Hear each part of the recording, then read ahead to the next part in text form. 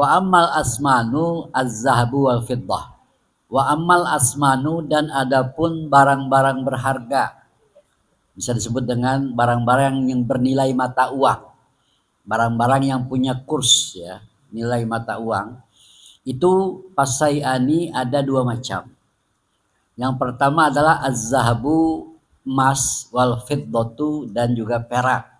Jadi yang namanya emas dan perak yang kita punya tuh adalah bagian atau golongan daripada barang-barang zakat ya. Nah, madrubaini karena Allah baik emas dan peraknya itu dicetak, dibentuk dalam bentuk hiasan, perhiasan seperti gelang, kalung ya. Aula atau tidak dicetak ya, tidak dibentuk gitu. Nah, gitu. Wayaswasayati nisobuhuma dan akan dijelaskan nanti ukuran nisob keduanya. Gitu ya.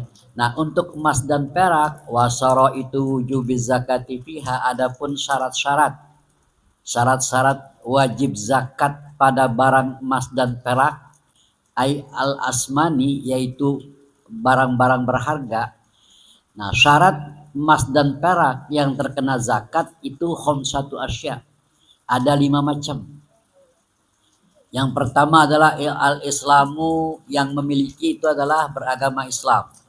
Kalau dia non muslim maka tidak wajib zakat walaupun dia punya emas dan perak banyak.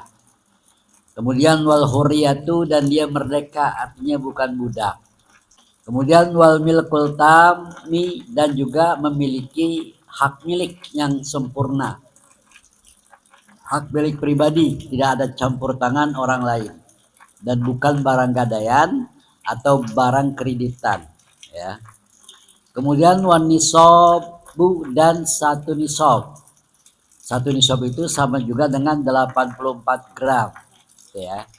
Wal haul, dan penyimpanan tersebut mencapai haul, mencapai 1 tahun. Itulah syarat memiliki emas dan perak yang terkena zakat ya. Nah, sekarang yang berikutnya nih. Satu, mawasi, binatang ternak sebagai barang zakat. Yang kedua adalah emas dan perak, bagian dari barang zakat juga.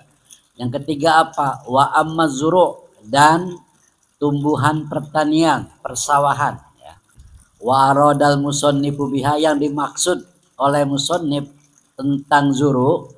Adapun yang dimaksud zuru' itu atau tumbuh-tumbuhan itu yang terkena zakat adalah al-muqtatu. Al-muqtatu makanan pokok. Jadi makanan pokok yang terkena zakat. Kalau bukan makanan pokok, maka tumbuhan itu bukan bagian dari barang zakat. Seperti apa? Min hintotin, seperti gandum putih, wa syairin, dan gandum merah, wa adasin, kedelai, wa aruzin, dan beras, padi ya. Nah, gandum merah, gandum putih, kedelai, dan juga beras atau padi itu adalah tumbuhan dari bagian makanan pokok. Maka tumbuhan-tumbuhan tersebut adalah bagian dari barang zakat gitu ya.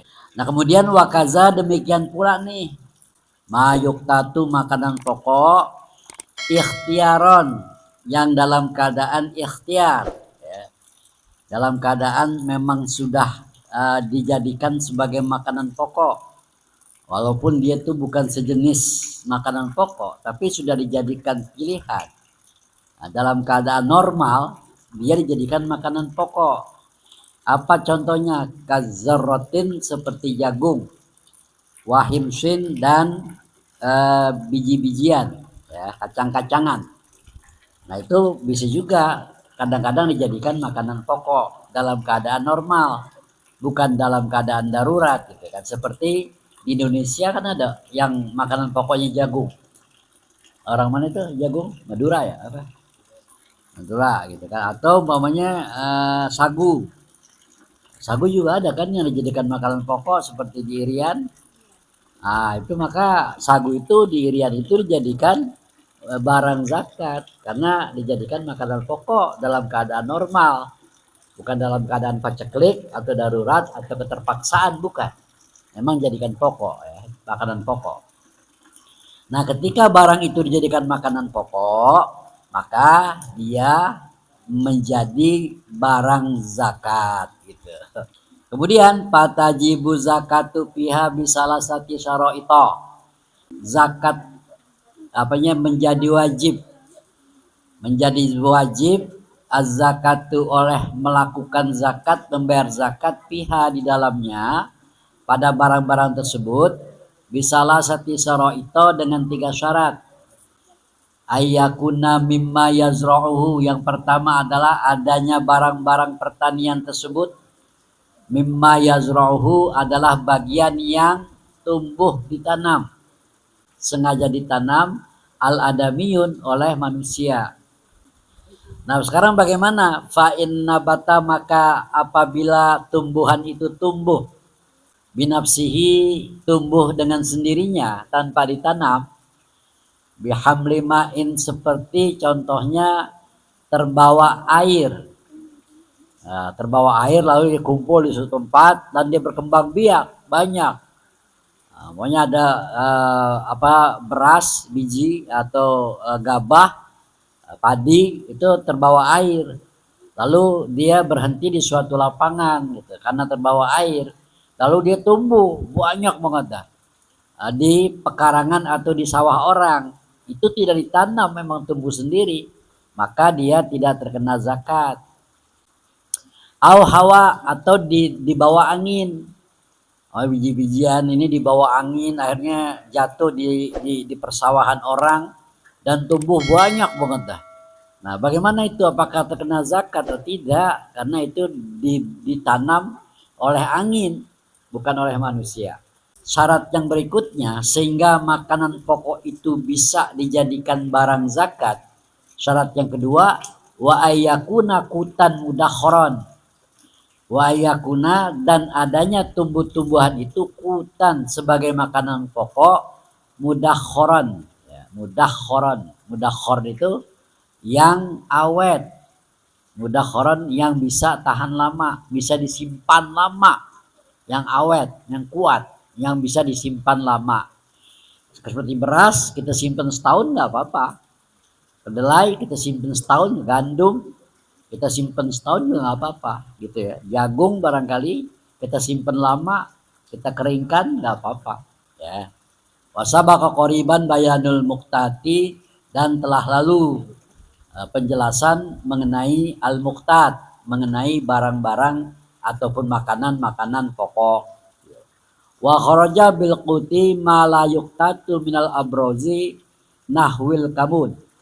Wa kharaja bil quti, dan tidak termasuk, artinya keluar, tidak termasuk makanan pokok. Apa itu? Malayuktatu, sesuatu yang tidak bisa menjadi kuat, menjadi makanan pokok, yang tidak bisa dijadikan makanan pokok. Contohnya apa? Yaitu minal abzari, yaitu dari bumbu-bumbuan. Nah, semacam yang pedas, apa yang pedas tuh? Yang pedas yang kecil, lada. Nggak bisa, walaupun dibentuknya kacang dan keras serta lama disimpan, tapi lada itu kan jenis bumbu-bumbuan. Karena dia jenis bumbu-bumbuan, maka dia tidak bisa dijadikan barang zakat. Ya, contohnya nahwil kamun, seperti ya bumbu-bumbuan. Itulah. Nah, tuh syarat yang ketiga apa? Syarat yang ketiga, biar tumbuh-tumbuhan itu bisa dijadikan barang zakat adalah wa ayyakuna nisoban, dan tumbuh-tumbuhan itu ketika dipanen, ketika dipetik itu nisoban, ada ukuran 1 nisob. Nah, 1 nisob tumbuhan berapa? Yang namanya 1 nisob untuk tumbuh-tumbuhan sehingga menjadi syarat sebagai barang zakat itu khamsatu ausak, 5 wasak. 5 wasak itu berapa? 5 wasak itu kalau kita samakan dengan di Indonesia berarti 653 kg. Jadi 653 kg. Ketika dia panen makanan pokok, kayak beras, gandum, begitu ditimbang hasil panennya kok ada 653 kilogram. Nah, maka dia sebagai barang zakat harus dizakati tuh, gitu ya.